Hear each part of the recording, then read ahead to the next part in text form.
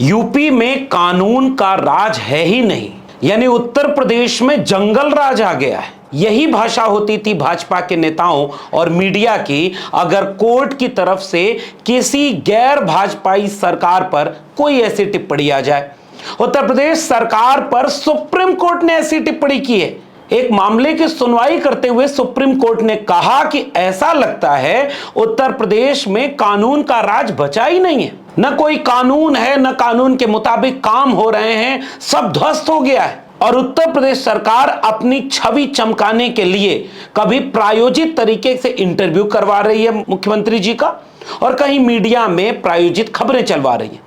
लेकिन हकीकत क्या है, यह सुप्रीम कोर्ट को पता है। और सुप्रीम कोर्ट ने एक मामले की सुनवाई करते हुए चीफ जस्टिस ऑफ इंडिया से लेकर के कई प्रमुख न्यायाधीशों ने ये बहुत गंभीर टिप्पणी की है। मैं इस बात की पड़ताल करूं उससे पहले उत्तर प्रदेश के चंद घंटों पहले क्या क्या हुआ उत्तर प्रदेश में, उसके एक वानगी देख लीजिए। बनारस में एक महिला बीजेपी की रैली के एवज में जो फसल नुकसान हो रही है उसके लिए बैठकर रो रही है कि मुआवजा नहीं मिल रहा है।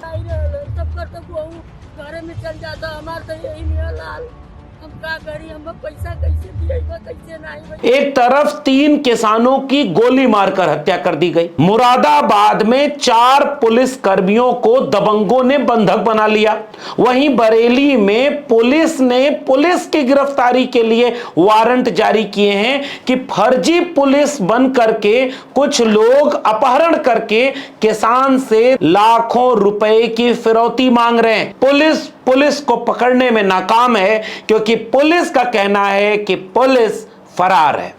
यह उत्तर प्रदेश में हो रहा है। उत्तर प्रदेश में नकली थाना बन गया। वहीं उत्तर प्रदेश के मुख्यमंत्री की तारीफ करने वाला एक नकली डॉक्टर गिरफ्तार हुआ है। वो डॉक्टर जिसका नाम देख करके उत्तर प्रदेश सरकार और मुख्यमंत्री योगी आदित्यनाथ को लगा था कि विदेश में डंका केवल नरेंद्र मोदी और अमित शाह के काम का क्यों बजे, योगी जी का डंका भी विदेश में बजे, इसकी भी खबर बनाओ, मीडिया में चलाओ। बिकी हुई मीडिया ने खबर प्लांट किया। विदेशी नाम वाले एक व्यक्ति को खोजा गया। उसने कहा कि विदेश में भी अगर कानून का राज लाना है तो योगी बाबा का बुलडोजर, दोनों का वहां पर सप्लाई करवाइए। बाबा और बुलडोजर बाबा की तारीफ, बुलडोजर बाबा ने बुलाया, बुलडोजर बाबा ने साथ में फोटो खिंचवाई, बुलडोजर बाबा ने तारीफ के कसीदे पढ़ते हुए ट्वीट को रीट्वीट किया। उस बाबा को मध्य प्रदेश की भाजपा सरकार ने फर्जी डॉक्टर को वास्तविक डॉक्टर बना करके नौकरी दे दी। बाद में पता चला कि उसने जिन का इलाज किया उसमें से कई लोगों की जान चली गई और फर्जी डॉक्टर को गिरफ्तार किया गया। उत्तर प्रदेश का रिश्ता फर्जी लोगों से कैसे जुड़ गया, इसको आप यहां से समझिए।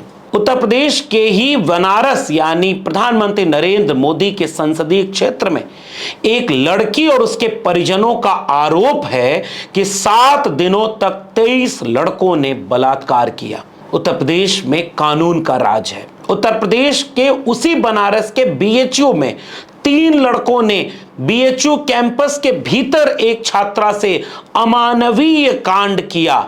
उसके बाद बारी बारी तीनों बरी, क्योंकि तीनों बीजेपी के आईटी सेल और बीजेपी के नेता उसके साथ जुड़े हुए थे। आज सब बाहर है। गाजियाबाद से लेकर के गाजीपुर तक, बुंदेलखंड से लेकर के बरेली तक और गोरखपुर से लेकर के झांसी तक कोई जिला ऐसा नहीं जिससे किसी भी दिन किसी की हत्या की, बलात्कार की, छेड़खानी की, गुंडई की, फिरौती की सूचना ना आ रही हो।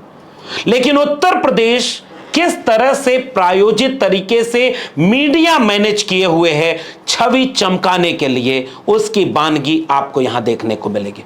यह वही उत्तर प्रदेश है जिसमें अब अगर मुसलमान चाहें कि कोई कानून संसद से पारित हो गया और उस कानून से लोकतांत्रिक तरीके से वो असहमत हैं, तो असहमति दर्ज कराने का हक अब आपको उत्तर प्रदेश में नहीं मिलेगा।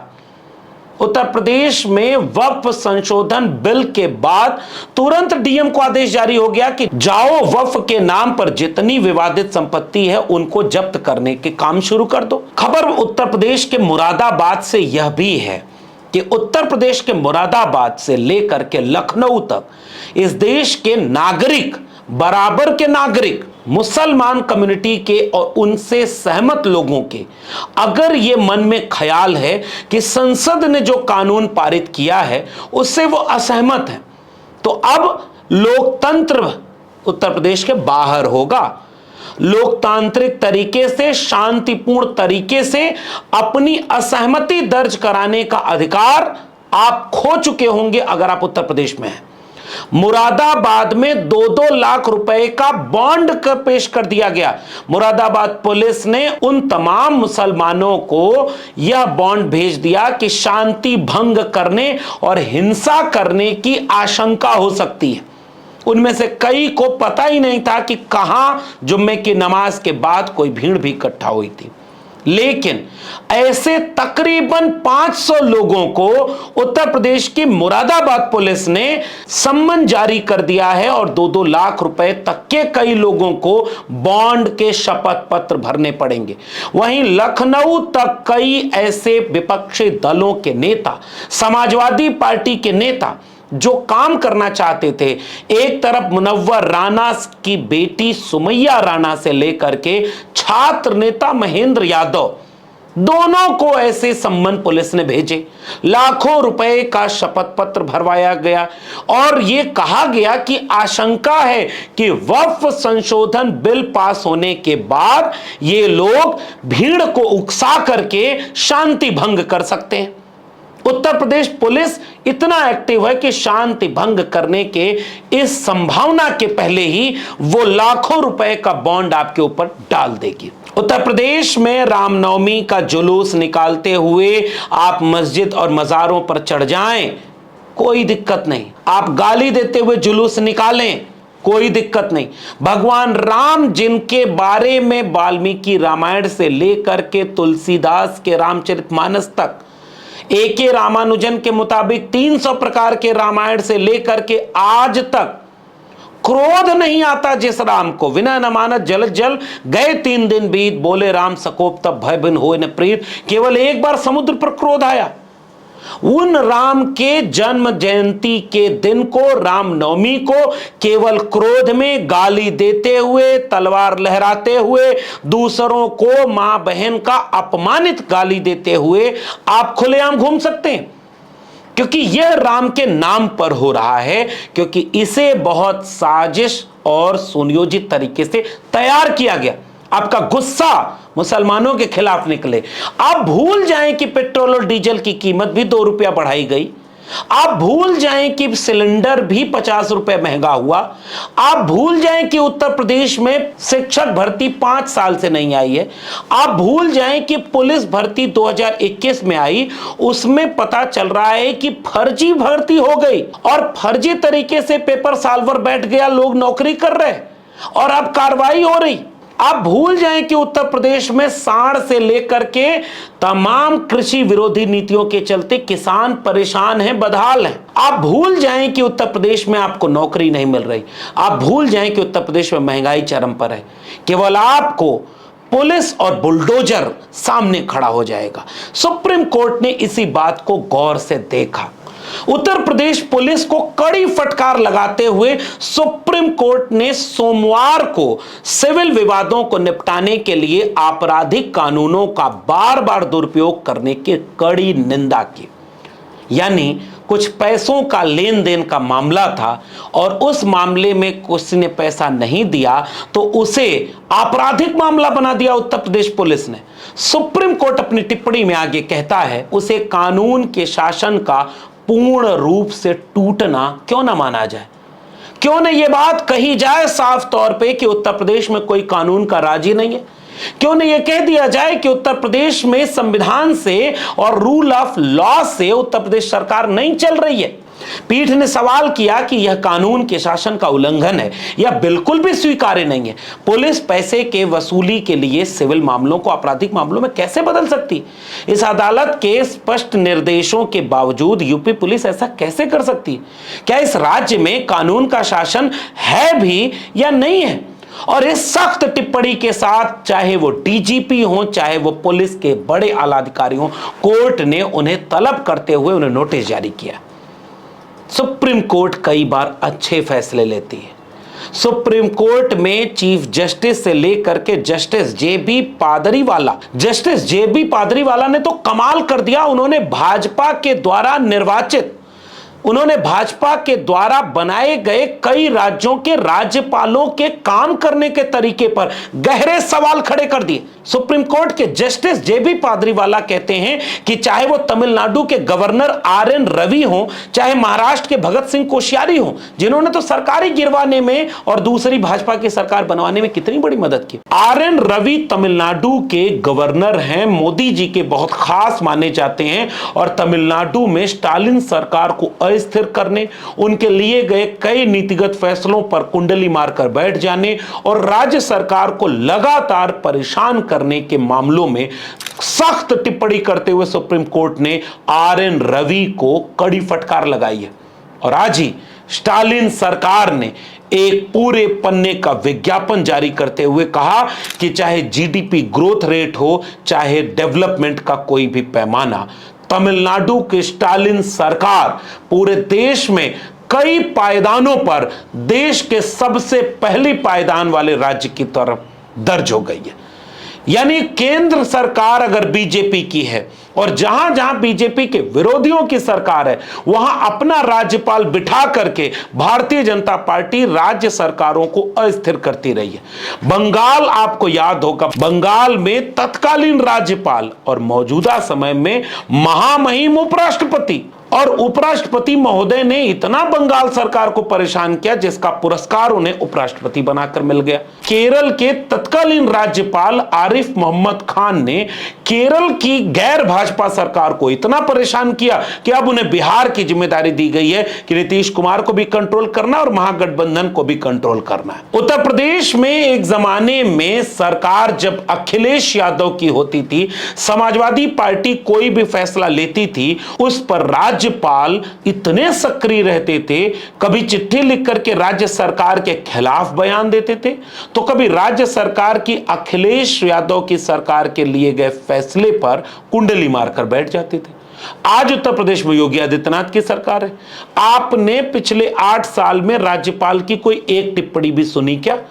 हां, आप उत्तर प्रदेश में टिप्पणी भाजपा के सहयोगी दलों की सुनते रहेंगे। कभी अनुप्रिया पटेल की, कभी संजय निषाद की, कभी ओम प्रकाश राजभर की, कभी आशीष पटेल की। वो लोग त्रस्त हैं, परेशान हैं, बदहाल हैं। मंत्री होने के बावजूद उनका कोई नहीं सुन रहा।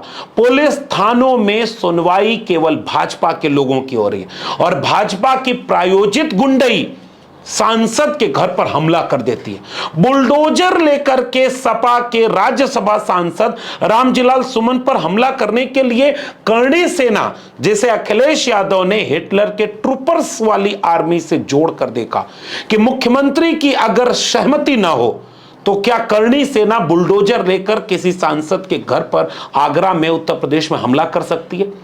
अगर मुख्यमंत्री की सहमति न हो तो अखिलेश यादव को लखनऊ में खुलेआम गाली देने वाली भीड़ इकट्ठा हो सकती है। अगर मुख्यमंत्री की सहमति न हो तो उत्तर प्रदेश में पुलिस ही गुंडागर्दी के कई उदाहरण पेश कर सकती है। अगर उत्तर प्रदेश में मुख्यमंत्री की सहमति न हो तो 2 बड़े ब्यूरोक्रेट एक दूसरे के खिलाफ अखबारबाजी करके उत्तर प्रदेश में इस बात की होड़ मनाए हुए हैं कि तुम ज्यादा उत्तर प्रदेश को लूटे या तुम लूटे। ये उत्तर प्रदेश कानून का राज कैसे चल रहा है? लेकिन सोचिएगा, सुप्रीम कोर्ट की सख्त टिप्पणियों पर आपने मीडिया में कितनी बार डिबेट सुनी, कितना आपको अखबार ने यह खबर छाप करके समझाया कि सुप्रीम कोर्ट ने कह दिया है कि उत्तर प्रदेश में लगता है कानून का राज है ही नहीं, जंगल राज है, उत्तर प्रदेश सरकार मनमानी कर रही है, ध्वस्त हो चुका है वहां कानून का राज। कितने अखबारों में आपको यह हेडिंग पढ़ने को मिली, कितने टीवी चैनलों पर आपको इसमें डिबेट सुनने को मिली? क्योंकि सब सत्ता के दरबार में चारण भाट बनकर के दरबारी बने हुए हैं। वो तो आपको ये नहीं बता रहे हैं कि सिलेंडर 50 रुपए महंगा हुआ, कच्चे तेल की कीमत गिर गई, लेकिन हमारे देश के तेल, पेट्रोल और डीजल महंगे हो गए 2-2 रुपया। जब अखबारों को, टेलीविजन को आपके इन चीजों की चिंता नहीं है तो वो सुप्रीम कोर्ट की टिप्पणी पर क्या बात करेंगे? लेकिन मैं आपसे एक सवाल करता हूं, क्या आपको भी इस बात का कोई फर्क नहीं पड़ता कि उत्तर प्रदेश में कानून व्यवस्था ध्वस्त हो जाए?